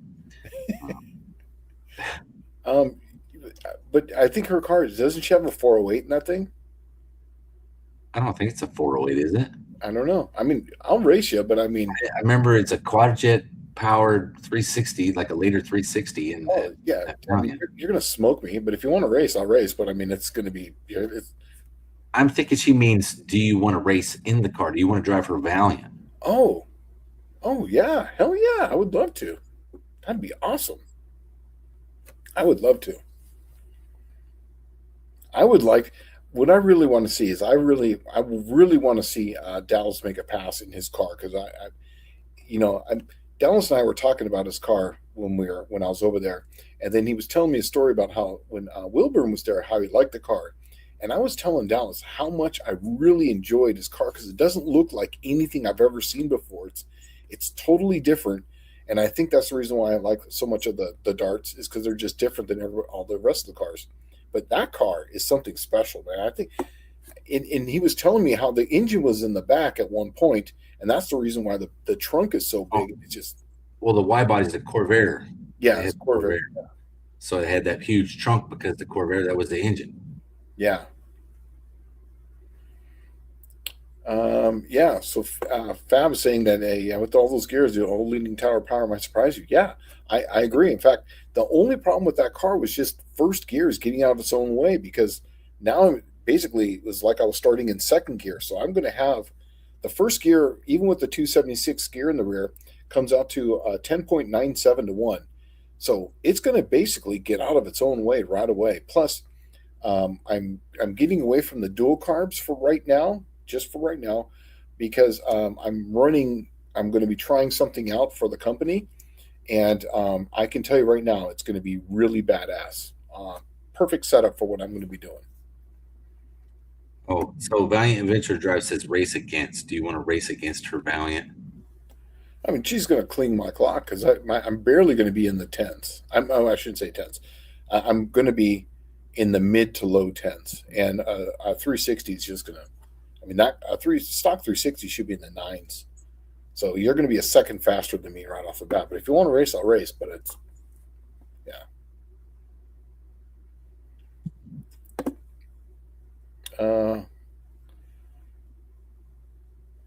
See if there's anything else. Are we missing? Most powerful street bike. Dallas is So Matthew Ward saying Dallas says the 225 have offset rod journals like the Chevy 4.3 V6.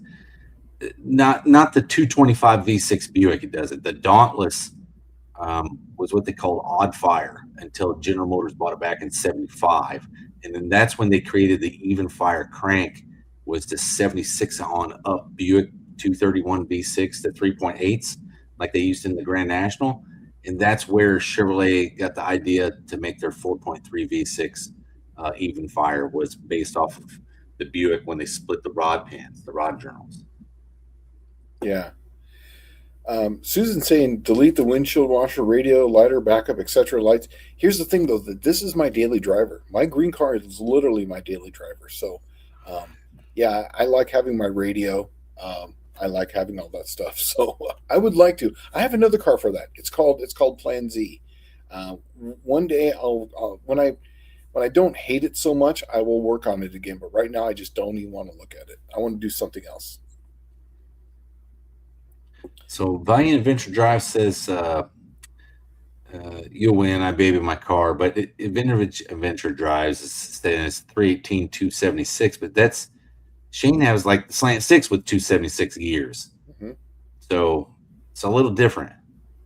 It's peppy, but not the biggest powerhouse. I mean, we'll see it. If it's a second difference, I mean, there's really no point. But if it's close enough, then why not? Hey, what we'll do is we'll do an instant green. How about that?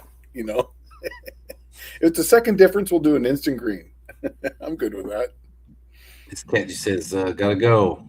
Enjoy the camping trip, man. We have, what? Hey, thanks so much, and appreciate it. I'll take some pictures. Yeah, and thanks for showing up every week. I really appreciate that. It's always good to have someone from down under showing up.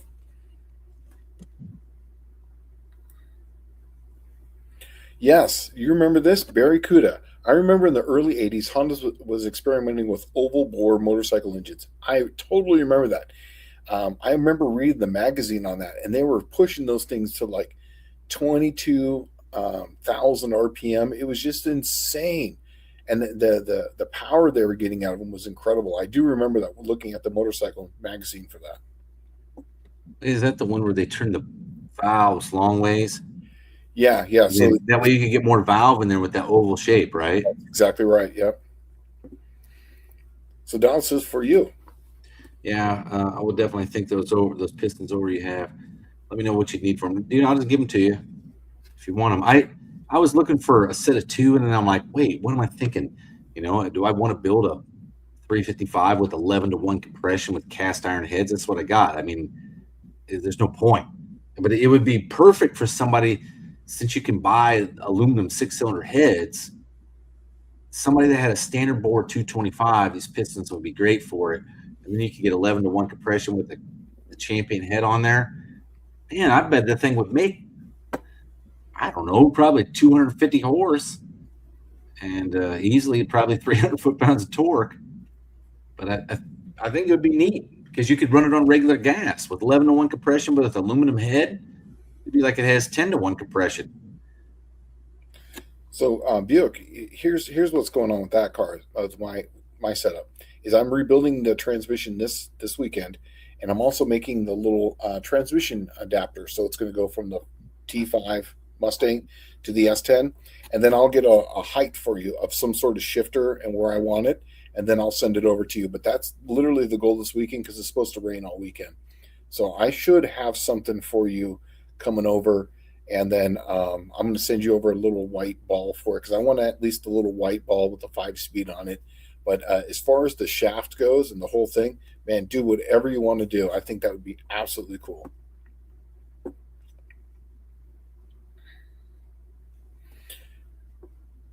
Shelby will definitely lose with the instant green. Okay, well then I don't want to do that to her then.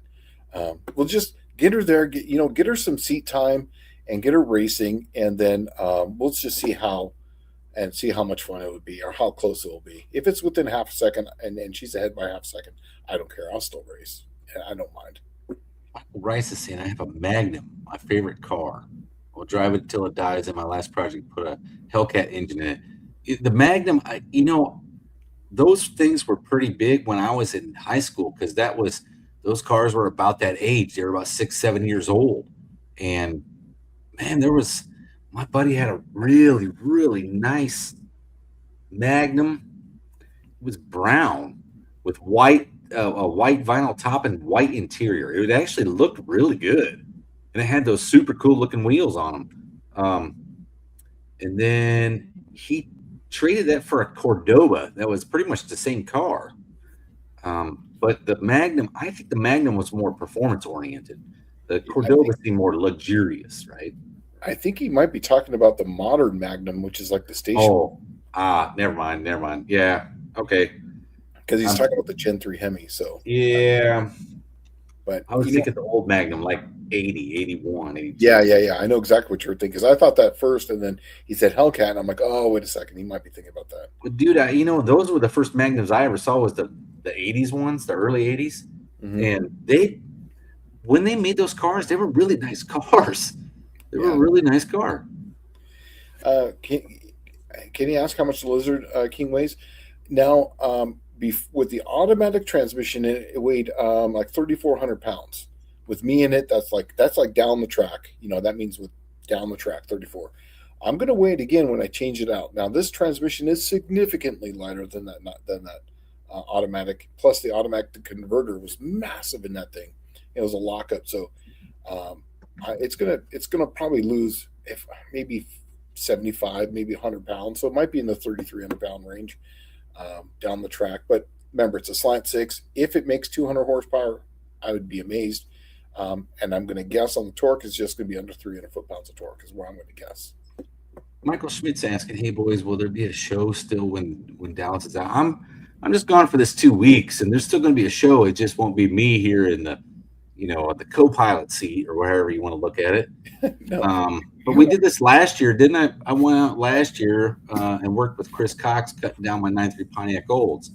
And what did you guys do when I was gone last year? I think it was Mr. Wilburn. I think I was going to ask him again. Or if anyone wants to join, I might do one show and then take 1 week off. I'm not sure, but it's always the show only really exists because it's me in Dallas. But if it's only going to be a couple days, a couple shows without him here, I think we'll survive. But I don't know. Whoever wants to do it, I was going to ask Mr. Wilburn because he's always good to bring in. And I don't know. We'll see. But there's going to be a show regardless. Says, is whooping your car with my slant. Okay. Then let's run slant to slant. How about that? Danny Boyd saying, what's the best method to sharpen up a body line using filler, struggling with an aftermarket quarter panel over here? Okay, I'll take this one because I know Shane doesn't know body work at all. Nope. But you're going to need to do that on two different planes, and you need to either draw the line on there or tape the line, and then you shape up to that line. You never go up over it or across because it will knock the peak off of it. So always go up to the line, and then what you do is the other plane, you do the same thing. You come up to the line. You don't go over it. Never go over the peak if you want to sharpen those body lines. Yeah. Let's see, keep on going there. Let's see. Buick's asking, make sure that you have the offset mounting bolt size and spacing and stuff for the shifter listed too. I'm actually going to hand you a shifter. That's literally all you're going to have to do is just mimic the bend and the shape. So you'll have a physical piece in your hand. So that way all you have to do is just mimic that, but just put your twist on it with whatever you want to do.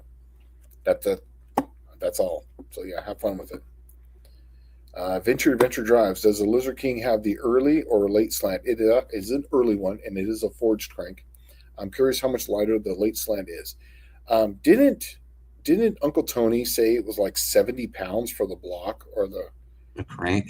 yeah, the crank's like 30 pounds difference because I I don't have remember both. what the I don't remember what he said for the block. I thought the crank was some ridiculous number, and it might have been 35 pounds. Yeah, the crank Block is, is 70. I think it's 70. So I think it's total. The whole engine, I think total is 70 for that's crank and block. That's like the difference in it because it's a thin it's a thin casting. But you know what's funny is I could actually probably weigh that because I have a short block that's an early version, and I have that was supposed to go into the Lizard King, and then I have the Plan Z one that's got flat top pistons on it, but it's a late model block and late model crank with forged rods in it. So I could weigh it. That'd be a great little short. I could probably do that.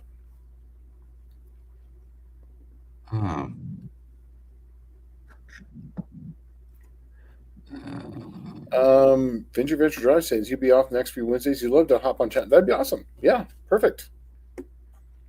Matthew Ward says, when I was in high school, Olds Cutlass was the car everybody wanted. Those were good looking G bodies. If you're talking about the G body.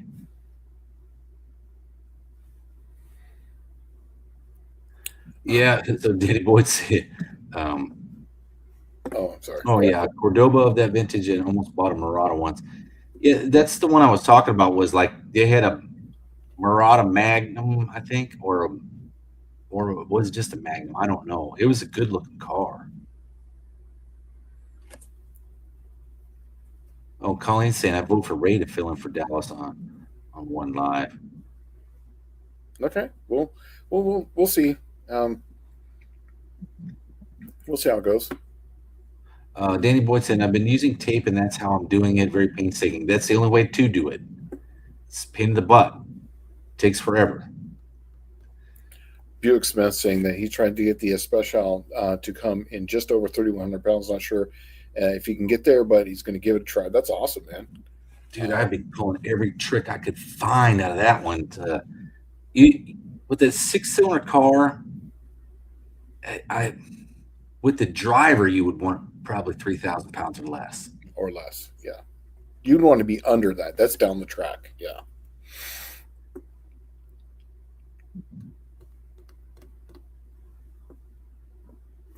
Oh yeah, right here. Remember, I can't be trusted in a car that handles too well. I like the edge too much. The 2005 Magnum is boat like good for my restraint. Yeah, so that's the wagon. I always liked those wagons. Yeah. You know, they for like the first 2 years they made an SRT8 wagon, Mm-hmm. that Magnum, and I always wanted to find. There's a super duper rare one out there you could get with a Hemi with all-wheel drive. Did you know that? Oh yeah, yeah.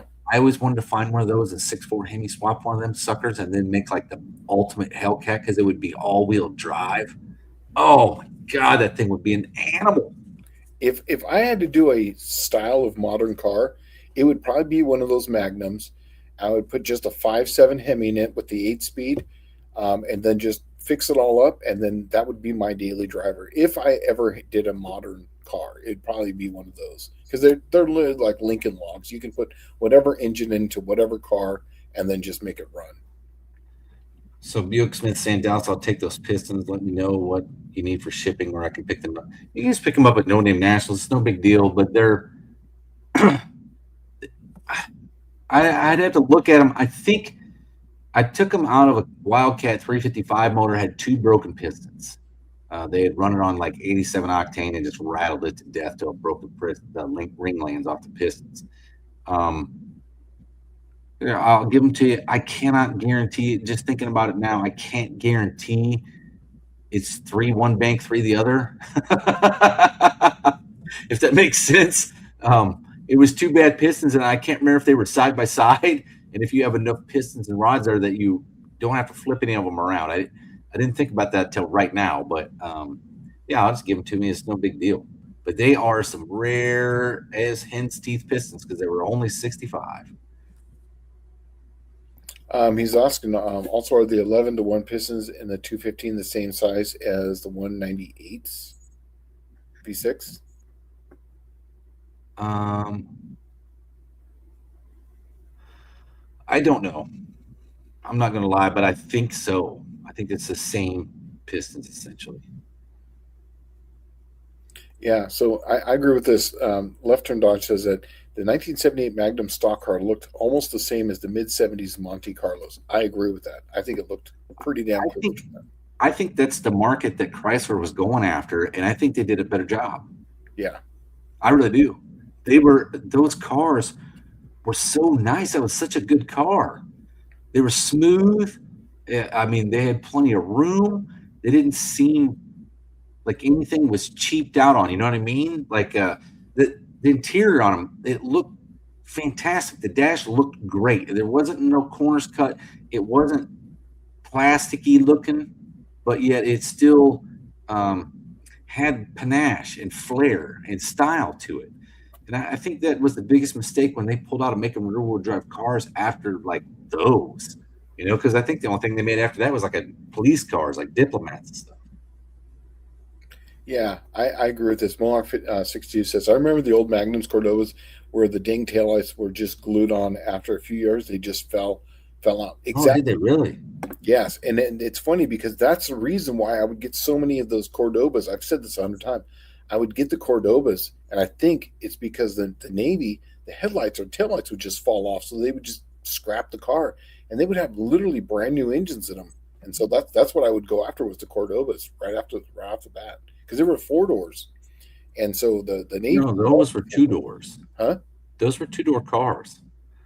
They were good looking. They looked like a B body almost. Was the Cordova was a 2-door also? Yeah, Cordoba, the Magnum, the Murata, they were all 2-door. I thought it was getting them out of 4-door could. No, they're a 2-door non-postcard. It's like a 2-door hardtop. They're really good looking cars. I believe you. Oh, you're right. Yeah. Never purchased a 4-door sedan. Then I was completely wrong on that. I was getting something. What did the Navy have that was a 4-door that looked like a Cordoba? Was it a Monaco? St. Regis and Monaco. I think those cars were still around.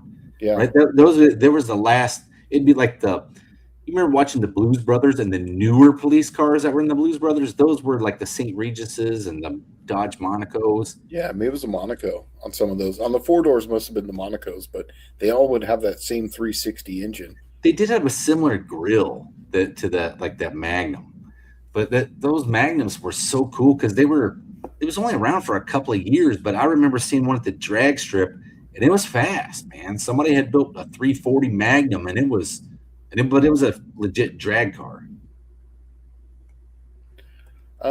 What tricks do we have to weigh a car without buying expensive set of corner scales? Is it accurate to weigh each corner and then add the 4 together and get a total weight? Seems okay. Dude, honestly, there's a lot of places in town that will have like a truck scale, and you can literally drive your car across that. Go to a trash. And it costs like $5. Yeah, you just go to a dump, and then that take everything out that you don't want in there, drive across it, and they'll give you a scale, and they're pretty accurate. And I've also done it with adding them. Like I wanted to see that myself, and I put one up and put another one up. The problem is that they all have to be at the same height because I put one up on the scale, it would weigh X amount because it's putting the suspension up, so it would take some weight off. So when I did it around, the car actually weighed about 200, 300 pounds more just because of that extra height of the scale, putting it up on the wheel. So you can do it. It's just all have to be the same height. Oh, yeah. So Dr. Go says the 78, 79 B-body Magnums had the classic Cord style grille, could get 360, Mini had the T-tops, black with red interior, looked like a sweet ride. Day and age of the personal luxury car. It was a cool car. You could get them with a 400 Mopar too. That's the first time I think I ever saw one was in a Cordova. Yeah. A 400. I like this one too. He would like the Godzilla swap his Crown Vic. That would be awesome. That would be awesome. And don't forget we get out of here because we've only got about 5 minutes left here. Don't forget to go over and check out WAF Racing. He's the one that brings this to you. That's why we could turn off all the ads on this, and there is no ads going on Go check it out. And he's got a whole bunch of stuff. He's got this new program up called the My Garage Buddy. I just started opening up, playing around with it, but it's really cool. You can put in everything on your times and everything, and then you can keep track of your car's performance as you go. So it's really cool. And that way it's on your phone. You don't have to worry about paper and pen. Dude, we already have 5 minutes left. That's it? Yes, 5 minutes left. Man, this has went by pretty quick. And I agree with this, because this is where I got one of my very first 400s, is that you could get them with 400s in 79. No horsepower, but lots of torque. I loved getting those 400s out of them because they were really cheap at that point. They were $79 when you can get them on the wrecking yard. Yeah, I learned something today. I was watching, what's Jamie from Washington? What's his channel's name? Dead Dodge Garage. Dead Dodge Garage, yeah. Dude, he was showing that all the 340 heads were open chamber heads. I didn't know that. Yeah. Yeah. It's crazy, huh? I always thought race stuff was all closed chamber stuff. And the Buick small block, all are open chamber. And I've always hated that, because it was like, you're leaving so much on the table, but you're really not leaving anything on the table as long as the compression ratio comes up to like 10-1. Yeah. It doesn't really matter. Yeah, exactly. Technically, you're having an open chamber means it would actually breathe better, you'd think. Yeah, and you don't get hot spots too. You don't have, you have the quench area, and that's that quench pad would get hot, but it's good for drag racing. He says that his 340 heads are closed chamber, but they've been milled 100,000. So that's the reason why they're closed chamber now, is because you had 100,000 milled off of them. Yeah. See, the original 273 head was closed chamber until they went to the larger cubic inch, and they had to make them open chamber so they had some compression that was reasonable. Yeah. Otherwise it'd have been 12 and 13-1. And that sounds like what yours are shooting for. Right. Yeah. Yeah. And a lot of those too, that's why I love those 340s. When I had my one, is because you could run nitrous on them. There was no squench area. They worked really well with nitrous. Chrysler's just, the small block really loves the nitrous because of the spark plug and how the head chamber is. That's how the Buick is, except for, I told you, the block is built like a big block Dodge block. Oh yeah, right? Deep skirted block, but it's got the similar heads to like the small block Dodge, where it's like open chamber, but the valves are factory 15 degree, right? So I mean, they're laid down. I really want to squeeze one, I'm telling you. But Buick Smith and Sandals, have you ever looked into trying using a Harley Davidson 99 to 2017 twin cam pistons for the 300? They also have a 375 bore.